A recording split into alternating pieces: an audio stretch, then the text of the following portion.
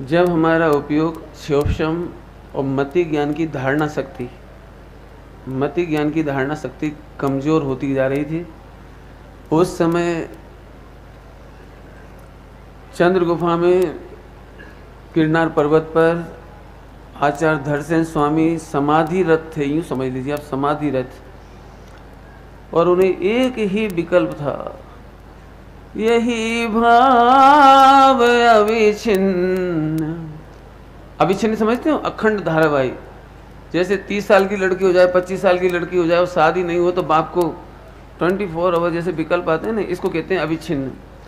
अविच्छिन्न भाव रहता है मन में, सर्वज्ञ शासन जयवंत भरतो, सर्वज्ञ शासन जयवंत भरतो। उसी समय अंकलेश्वर में सम्मेलन हो रहा था। मैं उसको स्टोरी को नहीं सुनाना चाहता, मैं शॉर्ट ही करना चाहता। बस वहाँ से 2 मुनिराजों को बुलाया, उन्हें स्वप्न आया, 2 बैलों ने आकर उन्हें प्रणाम किया। बैल निमित्त ज्ञान में, यदि आप निमित्त शास्त्रों का ज्ञान करेंगे, निमित्त ज्ञान को एस्ट्रोलॉजी में, तो सबसे बढ़िया प्रतीक माना गया वृषभ, 2 वृषभ। आपको पता होगा स्वप्न में भी 2 वृषभ आए थे, यहाँ पर भी 2 वृषभ आए। उन्हें प्रणाम करके बैठ गए दोनों वृषभ, समझ गए 2 मुनिराज पधारने वाले हैं, बढ़िया क्षोभशम वाले। ध्यान रखना, बढ़िया क्षोभशम वाले थे, लेकिन उनमें भी एक मुनिराज बहुत वृद्ध थे, कमजोर। और उन्होंने मात्र 100-125 सूत्र ही लिख पाए वो, और उनके बाद उनका अवसान हो गया। 2 मुनिराज में से एक मुनिराज का अवसान केवल 125 सूत्र लिख करके हो गया। 115 करीब सूत्र लिखे उन्होंने, बस इतना से लिख पाए। तो सबसे ज़्यादा काम दूसरे मुनिराज ने किया, जिनका नाम पुष्पदंत था। आज उनके नाम से आज ये महाग्रंथ जो हम अपने मस्तक पर लेके निकलेंगे, ये अद्भुत बात है। उन्होंने लिखे, और एक बसती का माने मंदिर, एक बसतिका में विराजमान कर दिए। 2000 वर्ष में बहुत लंबा समय बीत जाने के बाद वो मंदिर गिर गया। वहां पर बांस उगाए, जंगल उगाया। गोमटेश्वर में, गोमटेश्वर की बात है, सिद्धांत बसदी नाम का आज जो एक मंदिर है, वहां पर सिद्धांत बसदी कहलाती है। आप जाएंगे, वहां पर जंगल था एकदम। एक दिगंबर मुनिराज वहां पर चर्या के लिए गए, दिशा के लिए, दिशंका के लिए। तब वहां पर उन्हें मंदिर के अवशेष दिखाई दिए, तो उन्होंने वापस आकर के समाज में बोला कि यहाँ कोई अपना जैन मंदिर दिखाई देता है। लोग आए, समाज के लोग, सफाई की, मंदिर दिखाई दिया।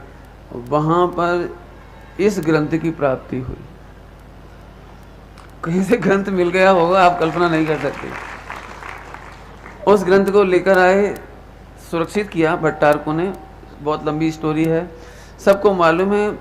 सभी लोग जब भी गोमटेश्वर या मूल बद्री जाते हैं तो वहाँ पर वे उस ज़माने में 1-1.25 रुपया लेते थे, फिर 11 रुपया हो गया, अब लगभग 201 रुपया आज भी उसके दर्शन कराने मात्र के लेते हैं।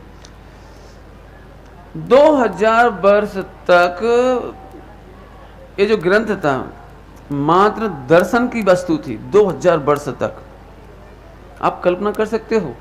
संवत 183 सन 183 में लिखा गया सठखंडागम, और 1884 में वो पहली बार दर्शन करने के लिए एक माणिकचंद जेपी हैं, बॉम्बे में बहुत प्रसिद्ध हैं, दानवीर हैं, बहुत बड़े दानवीर। उन्होंने जैन समाज के लिए बहुत काम किया। उनकी बहन जो विधवा हो गई थी उसने भी बहुत काम किया जैन समाज के लिए, माणिकचंद जेपी। वे 1884 में गोमटेश्वर बाहुबली गए। जब उन्हें वो ग्रंथों के दर्शन हुए सठखंडागम, तो उन्होंने पहली बार दर्शन करके ये कहा, क्या कोई व्यक्ति इसका मंगलाचरण पढ़ सकता है? ओल्ड कन्नड़, वो जो ग्रंथ था ओल्ड कन्नड़ में था, तो भट्टारक स्वयं उसको नहीं पढ़ सकते थे। 1884 में जो भट्टारक थे वो उस मंगलाचरण को पढ़ नहीं सकते थे। उन्होंने केवल इतना बोला कि एक व्यक्ति है जो मूल बद्री में रहते हैं, वो पढ़ सकते हैं इसको और कोई नहीं पढ़ सकता। आप कल्पना करो जिस खंडागम का इतना काम हुआ हमारे सामने, उस समय उस जमाने में केवल 4 व्यक्ति ऐसे थे जो उस ओल्ड कन्नड़ को पढ़ सकते थे। यदि वो 4 व्यक्ति एक्सपायर हो जाते तो ये 60 खंडागम आज की तारीख में आपको देखने को नहीं मिलता, पढ़ने को नहीं मिलता, वो वहीं बंद रह जाता। ना मतलब अपन भी गए होंगे सभी लोग, लेकिन हमने कभी ये नहीं कहा इसे पढ़ के दिखाओ। उनको ऐसा विकल्प आया कोई पढ़ के बता सकता है, तो उन्होंने कहा वो एक है, वो उसे पढ़ा सकते हैं। कोई बात नहीं, उनकी तीर्थ यात्रा मूल बद्री से प्रारंभ हुई थी, इसलिए वापस मूल बद्री नहीं गए, वो वापस बॉम्बे आ गए गोमटेश्वर से। उनके एक मित्र थे पूना में, सोलापुर में, पूना या सोलापुर में है, सोलापुर में उनके एक मित्र हीराजी भाई, वे भी सेठ थे बहुत बड़े। वो तीर्थ यात्रा करने जाना चाह रहे थे भाई, तो उन्होंने उनको एक लेटर लिखा कि यदि तुम तीर्थ यात्रा करना जाना चाहते हो तो आप एक काम करना कि आप पहले मूल बद्री जाना, पहले गोमटेश्वर नहीं जाना, जैन बद्री कहलाता है, गोमटेश्वर का दूसरा नाम जैन बद्री है, आप वहाँ नहीं जाना, पहले मूल बद्री जाना। और वो विद्वान का नाम बताया उनको, उस विद्वान को लेकर के आप वहाँ जाना, ब्रह्मैया नाम है उनका, ब्रह्मैया नाम था उनका, आप उनको लेकर के वहाँ जाना और उनसे पढ़वा के देखना। ठीक है, वे सोलापुर से ब्रह्मैया पंडित को लेकर के गए और पहली बार उस 60 खंडागम का मंगलाचरण उन्होंने अपने कानों से सुना। बाद में उन्होंने एक बहुत अपील की कि ये बहुत पुराने हो गए, जीर्ण शीर्ण हो गए, क्या आप इनकी लिपि करने की अनुमति दोगे हमें, लिपि करने की? तो भट्टारक ने कहा हाँ ठीक है आप लिपि करा सकते हो, लेकिन एक शर्त कि इसकी कोई भी कॉपी पूरे देश में नहीं जाएगी, वो लिपि करके यहीं रहेगी, हम किसी मंदिर को नहीं देंगे, किसी सेठ को नहीं देंगे। उस जमाने में भी, उस जमाने की बात हम करें तो 100-125 रुपया पर मंथ की सैलरी देनी पड़ रही थी उसके लिए। थोड़े लोभ में आ गए वो कि यदि मैं इसे करवाऊंगा तो फिर फायदा क्या है, मैं यदि इसे करवाऊंगा तो फायदा क्या मुझे, आप लिखवा करके अपने यहाँ रख लोगे, हमारे पास तो आएगी नहीं वो। मैं इसे 100 रुपये महीने दे करके इसे काम करवाऊँ भी, प्रतिलिपि भी करवाऊँ, तो मुझे कोई फायदा नहीं। वे वापस आ गए। लेकिन एक जैन संदेश, जैन हितोपदेश, जैन हितैषी एक पत्र चलता था, उसमें उन्होंने एक लेख लिखा और इस यात्रा का वर्णन लिखा पूरा कि हम वहाँ गए थे, ऐसा ऐसा हुआ, ऐसा हुआ, और यदि सारा देश की समाज तैयार हो तो 10 रुपये का मेंबर हम बनाना चाहते हैं, 10 रुपये का, और उस पैसा से जो इकट्ठा हो जाएगा उससे अपन लोग वो उसका प्रतिलिपि कराएंगे। उसी समय गोपाल दास जी बरैया जी जो मुरैना में रहते थे और अजमेर से उनके संबंध थे, अजमेर से परिचय थे, अजमेर के सोनी जी, वो सोनी जी उनको लेकर के वहाँ गए तीर्थ यात्रा करने के लिए। उन्होंने कहा चाहे कुछ भी हो, प्रतिलिपि हमें मिले या नहीं मिले, लेकिन ग्रंथ सुरक्षित रहेगा तो कभी न कभी मिल जाएगी, इसलिए इसकी प्रतिलिपि होनी चाहिए। सारे देश में लगभग 1000 रुपया इकट्ठा हुआ, 1000 रुपया इकट्ठा हुआ और वो काम शुरू हुआ। ब्रह्मैया जी को काम दिया गया। अभी एक बहुत अच्छी घटना घट गई, यूँ समझ लो कि ब्रह्मैया जी के मन में थोड़ा लोभ आ गया कि एनी हाउ इस ग्रंथ को बाहर निकालना चाहिए। आया तो लोभ का साय से, लेकिन उन्हें आया कि निकलना चाहिए। तो वे रातों रात छिप करके दिन में काम करते थे। उसमें लिखा है खर्रा, खर्रा समझते हो, खर्रा कागज की पर्चियां, उनको सही सॉल्व करने के लिए कागज की पर्चियों पर लिख लिख करके इतना पहरा रहता था कि आप यहां से एक ताड़पत्र नहीं ले जा सकते, आप कुछ कर नहीं सकते, इतना पहरा रहता था। तो उनका भोजन का टिफिन आता था, भोजन करते थे और भोजन के टिफिन मांझ धो करके उसके अंदर में खर्रा, खर्रा समझते हो कागज की स्लिप्स, वो कागज इकट्ठा कर करके चुपचाप वो टिफिन में भेज देते थे। इस तरह से चोरी छिपे वो 60 खंडगम पहली बार बाहर आए। 60 खंडगम बाहर आया। अब इन्होंने अकेले में अपनी पत्नी की मदद लेकर के, उनकी पत्नी भी इंटेलिजेंट थी, लक्ष्मी नाम था उनका, वो दोनों मिलकर के वो ग्रंथ लिख रहे थे। नाम थोड़ा इधर उधर हो जाए, लक्ष्मी नाम है लेकिन थोड़ा वो इधर उधर हो जाए तो मेरी मूल में रिकॉर्डिंग की वो देख के की है, इसलिए आप जिन्हें भी पढ़ना हो 30, 35, 40 पेज का इतिहास है, आप मेरे से PDF ले सकते हो। और मैं तो चाहता हूँ कि आज के दिवस वो कथा जरूर होनी चाहिए। उन्होंने उसको लिपिबद्ध करके, उनका एक ही काम था ये लिखना, लिखने का बिजनेस था उनका। लिख करके उन्होंने कई प्रति की। सबसे पहले वो माणिकचंद जेपी के पास पहुंचे कि भैया आप उछल पड़ोगे, मैं इतनी बढ़िया चीज लेकर आया हूं। बोले क्या? कि मैं सठखंडागम की प्रति लाया हूं। सुनते से ही उनका चेहरा उतर गया, क्योंकि उन्होंने प्रॉमिस किया था, प्रतिज्ञा ली थी जिनवाणी पर हाथ रख करके भट्टारक से कि हम किसी भी तरह से ये जिनवाणी बाहर नहीं निकालेंगे। तो उन्होंने मना कर दिया, मैं नहीं खरीद सकता। और एक चिट्ठी लिख दी 16 पर हीरा जी भाई को, हीरा सेठ को, तुम भी मत लेना। वो बेचारा वहां भी गया, उनने भी नहीं लिया। सोनी जी के पास गए, उनने नहीं लिया। पूरे देश में घूम रहे वो आदमी। वो पहुंचा सहारनपुर। सहारनपुर के सेठ ने वो ओल्ड कन्नड़ का जो लिखा के प्रति आई थी, अब बोले भैया जी हमें समझ में तो आती नहीं, हम करेंगे क्या उत्तर भारत के लोग। लेकिन उन्होंने उस जमाने में 1000 या 10,000 रुपया न्योछावर करके उस प्रति को अपने मंदिर में पहली बार विराजमान करवाया।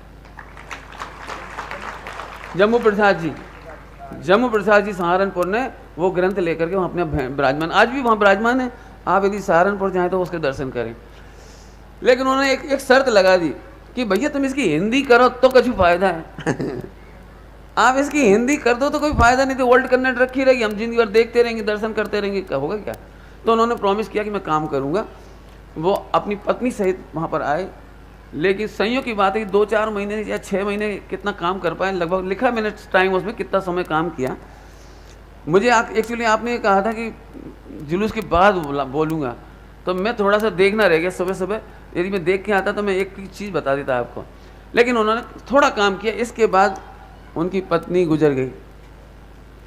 घर गए तो थोड़े दिन में बेबी गुजर गए। यदि हम एक कहें कि उन्होंने जिनवाणी बेचने का काम किया था, शायद अपन ऐसा कह सकते हैं लोग में, शायद इसलिए उनका एक भाग्य नहीं रहा कि वो पूरा काम कर पा रहे। फिर एक गजपति और थे शास्त्री, उन्होंने वो पूरा काम किया, हिंदी का काम। यदि वो काम भी नहीं होता तो इसके बाद अब कोई हमारे पास ओल्ड कन्नड़ का जानने वाला नहीं था। उन्होंने वो काम कर दिया। कई प्रतियां बनाई गई, उसकी करीब 15-16 प्रतियां अमरावती में, हमारे यहाँ सिरोंज, बासोदा, विदिशा, सागर, इस सब जगह वो पांडुलिपि उस समय गई, फिर कॉपी हो करके।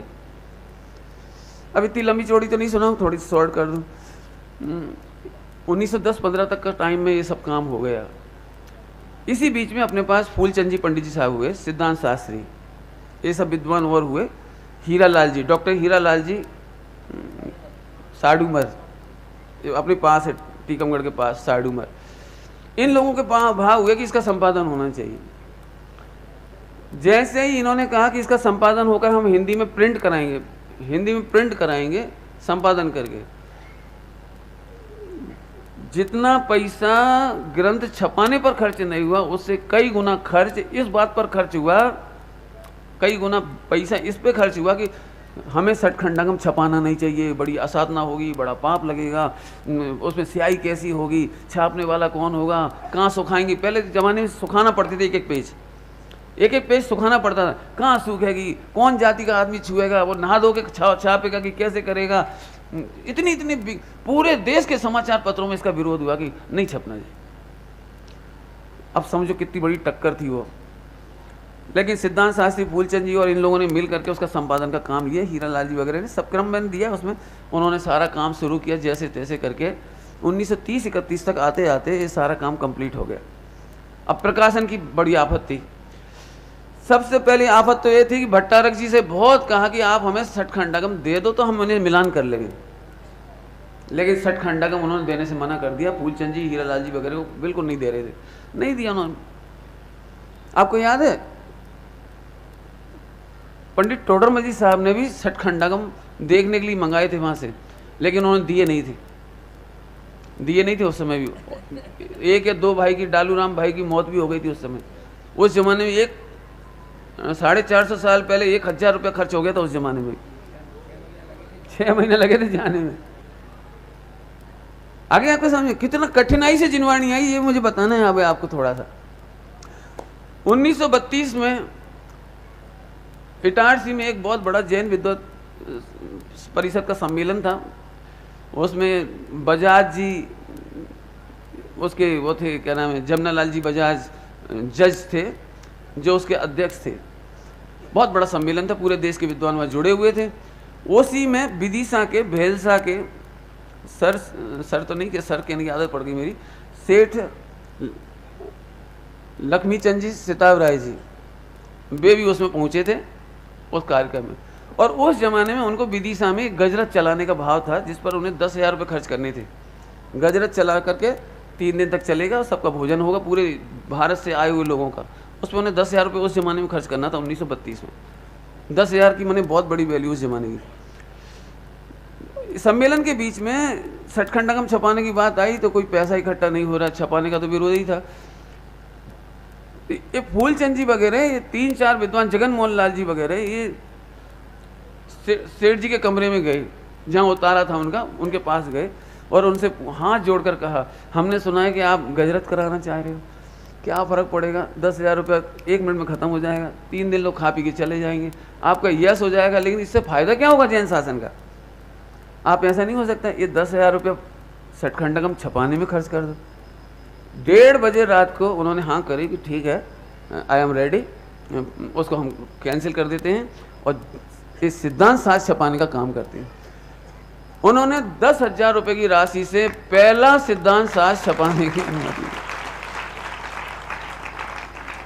आज भी उन्हीं सेठ जी के मंदिर के बाजू में एक बहुत विशाल मंदिर है, आप पिछली बार आए होंगे, विदिशा में आए होंगे आप लोग, एक बड़ा हाल में आपने देखा सचखंडकम खुदा हुआ है। विश्व में सचखंडकम किसी भी दीवार पर नहीं खुदा, केवल वहाँ उन्हीं की इसी यादगारी के लिए वहाँ पर खुदवाया गया। परमागम मंदिर उसको अपन कहते हैं।